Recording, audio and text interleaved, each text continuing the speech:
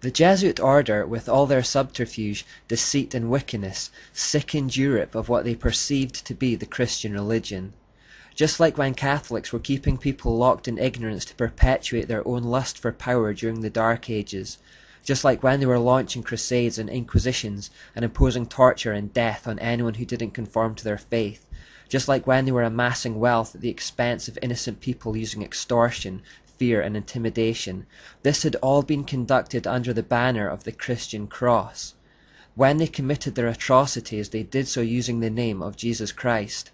Therefore, when people saw all this, they quite understandably thought they were seeing true Christianity. When they saw the Jesuits, they thought they were seeing a Christian order.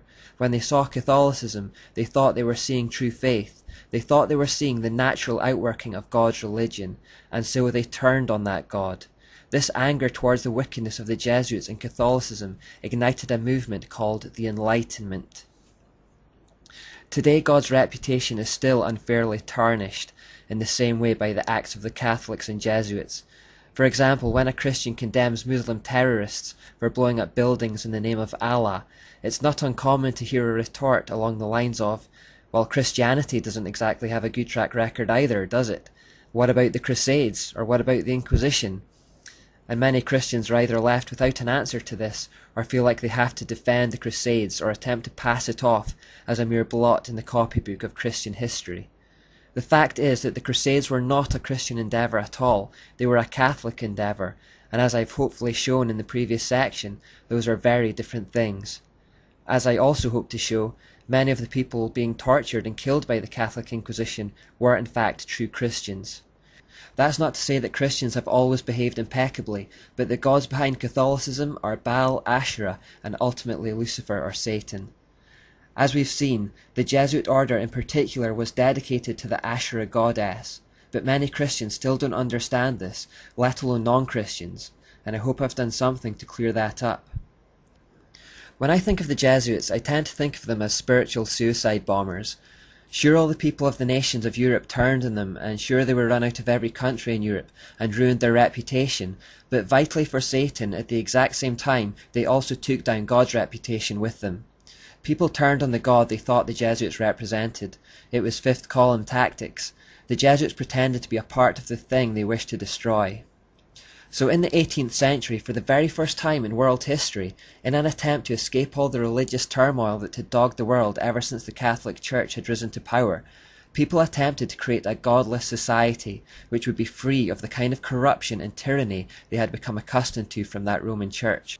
We sometimes think of the Enlightenment as a neutral movement to pursue reason and science, as some kind of natural evolution of mankind, where a light bulb suddenly went off above our heads and we realised God was silly. In reality, it was a reaction to something. It was first and foremost, at its heart, an anti-God movement. Reading the quotes of the intellectual leaders of the time, this becomes apparent.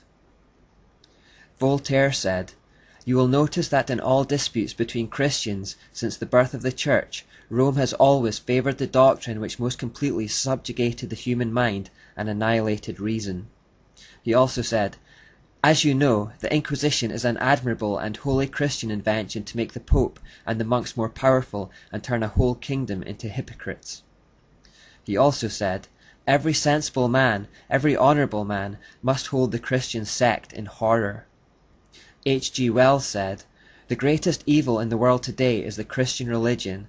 Everywhere in the world there are ignorance and prejudice, but the greatest complex of these, with the most extensive prestige and the most intimate entanglement with traditional institutions, is the Roman Catholic Church. It presents many faces to the world, but everywhere it is systematic in its fight against freedom." You see how they use the words Christian, Rome, and Catholic Church interchangeably. These quotations highlight the fact that the Enlightenment thinkers saw no distinction between Christianity and Catholicism.